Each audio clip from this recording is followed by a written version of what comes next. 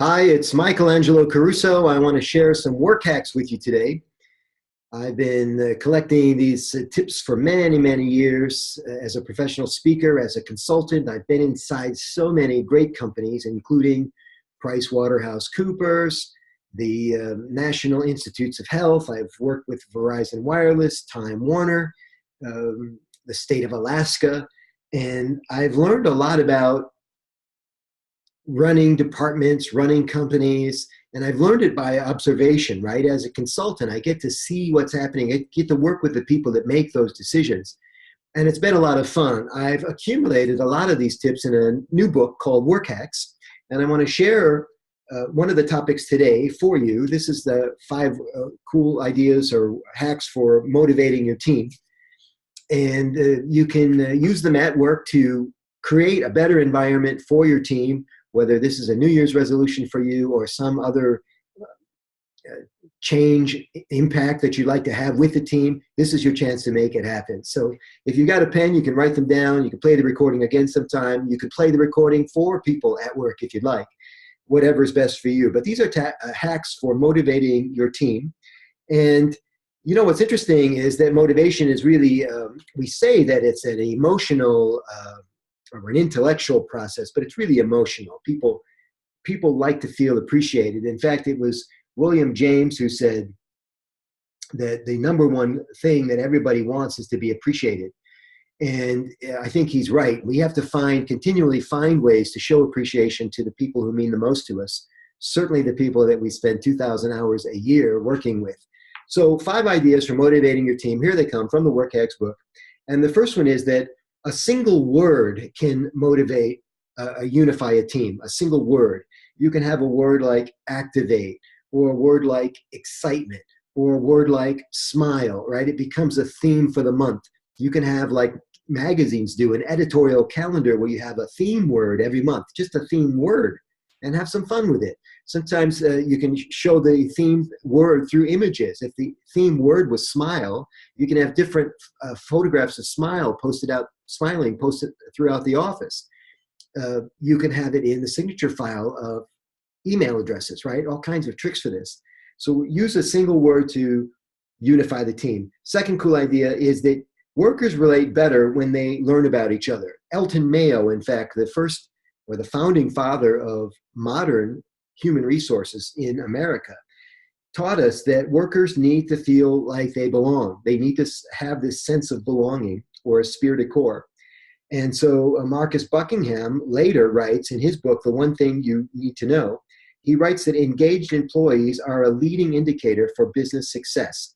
So, and of course, engagement is linked to all kinds of other things like loyalty, for example, right? And how desirable it is for people to work in your workplace. Everybody wants to get that award for having the best place to work in 20 whatever year it is.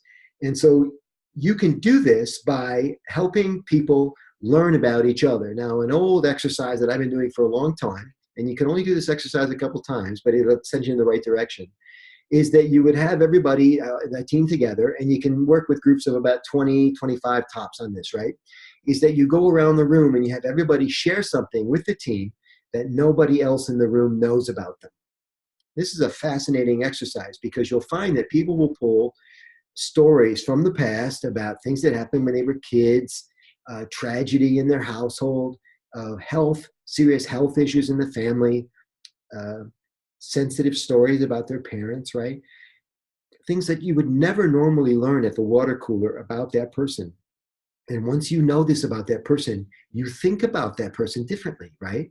And you never want anybody to share anything they're uncomfortable sharing. But if you create that kind of atmosphere, even if it's only temporarily, where people feel safe sharing, you'll find that they will they will really enjoy this idea of learning more about each other, and they will treat each other differently afterwards. Number 3, the third idea is to have fun with the past. An old trick is to have people bring in a photo from elementary school if they can find one. And then you play that game where you try to find the person identify them from 30, 40, 50 years ago. It's kind of fun. But to get people to have fun with the past is really, really important. We have to be proud of our past and where we come from and where we grew up, right?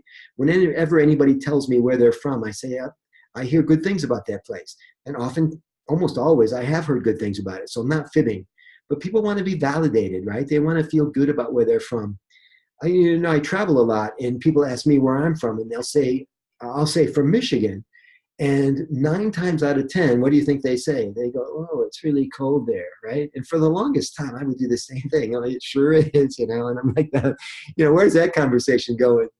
And what I discovered was if I changed my answer to the question, it changed everything about the arc of the conversation. So now it goes like this. The shuttle bus driver says to me, "Where are you from?" And I said, "I'm from Michigan." And he says, "It's really cold there, isn't it?" I said, "Actually, Michigan has 4 unique and distinct seasons. It's a fantastic place to raise a family. I always like living in Michigan because of those 4 seasons." And you know what the other person says? Nothing. Nothing. They don't follow up with how cold and dismal Michigan is, right? They change the subject, or we go into a more uplifting topic about Michigan. So a lot of times we're our own worst enemy when it comes to setting that tone. And leaders, you can set the tone with your departments if you pay attention to these hacks for motivating your team. The 4th idea is that readers are leaders. So I want you to start, as a leader, I want you to start showing up to work with professional development books. It doesn't have to be this one, of course. It can be any biography, autobiography, self-help book, right?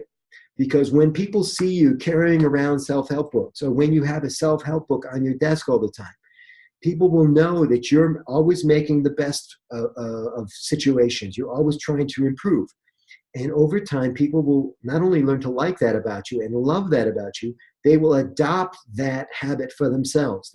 You'll watch, they start reading more themselves, or they start showing interest in the books, right?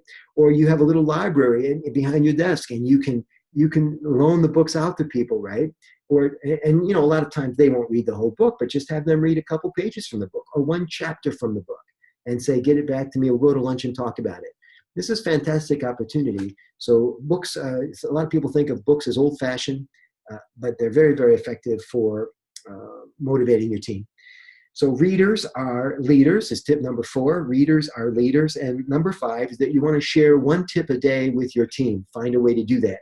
You can do it in an email. You can do it in what is called a stand-up huddle, which is what they do at the Marriott Corporation and at Hilton. They'll do stand-up huddles where they all cluster around to talk about what's happening for the day. And they'll say something like, "Okay, here's your tip of the day." And the tip can come from anywhere. It can be an inspiration. Better if it's a little time management tip or something to do with organizational skills. Maybe it's a little shortcut key. Maybe it's a trick for using your mobile device. Could be anything. But when you're constantly sharing tips with people, you'll find that you develop that culture where we're always helping each other. It's pretty cool. So the 5 tips again from the Work Hacks book for motivating your team. Number 1, a single word can unify a team. So come up with a theme, right? Something that really people can rally around for a short period of time. And of course, it'll only work for a little while, then you have to have another theme. That workers relate better when they learn about each other. So make the culture safe for people to share. Number 3 is have fun with the past by talking about what you've done in the past, experiences that people have had. Where did they go to school? Where did they learn? Tell us about mentors that you've had, this kind of a thing. Number 4, readers are leaders, and vice versa. Leaders are readers.